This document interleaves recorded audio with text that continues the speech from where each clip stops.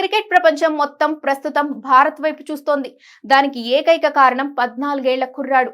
కేవలం 14 ఏళ్ల వయసులోనే వైభవ్ సూర్యవంశీ అనే పేరు ప్రపంచ క్రికెట్ ను షేక్ చేసింది.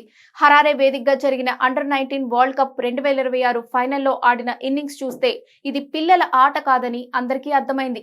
ఇంగ్లాండ్ బౌలర్లపై అతడు చూపిన దూకుడు చూసి క్రికెట్ ప్రపంచం నిశ్శబ్దమైపోయింది. ఫైనల్ లాంటి పెద్ద మ్యాచ్ లోనూ వైభవ్ ఎలాంటి ఒత్తిడి లేకుండా బ్యాట్ పట్టాడు. మొదటి బంతి నుంచే ఇంగ్లాండ్ బౌలర్లపై దాడి మొదలుపెట్టాడు.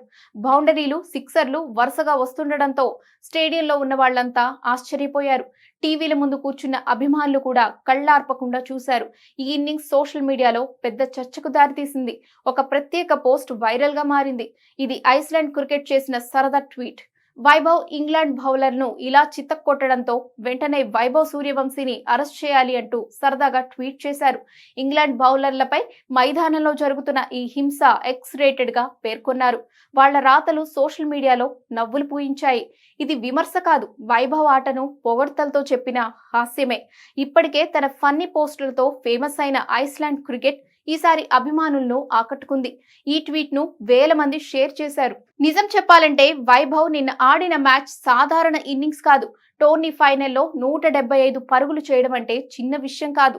అతడు కొట్టిన షాట్లు చూస్తే బంతి ఎక్కడ పడుతుందో బౌలర్లకే అర్థం కాలేదు. 15 ఫోర్లు, 15 సిక్సర్లు చాలా సులువుగా బాదాడు. Pace bowling, spin, short balls, slow balls ఏది అతన్ని ఆపలేకపోయింది. రన్ రేట్ ఎప్పుడూ తగ్గలేదు. కెప్టెన్ ఆయుష్ మాత్రేతో కలిసి వైభవ్ భారీ భాగస్వామ్యం నెలకొల్పాడు. ఇద్దరూ కలిసి ఇంగ్లాండ్ ను పూర్తిగా డిఫెన్స్ లోకి నెట్టేశారు.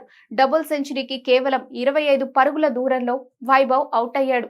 ఒకవేళ ఆ 200 వచ్చి ఉంటే అండర్-19 వరల్డ్ కప్ చరిత్రలో అతడు మరింత ప్రత్యేకంగా నిలిచేవాడు. అయినా సరే ఫైనల్లో చేసిన 175 పరుగులే ఇప్పటి వరకు అత్యధిక వ్యక్తిగత స్కోర్ గా నిలిచాయి.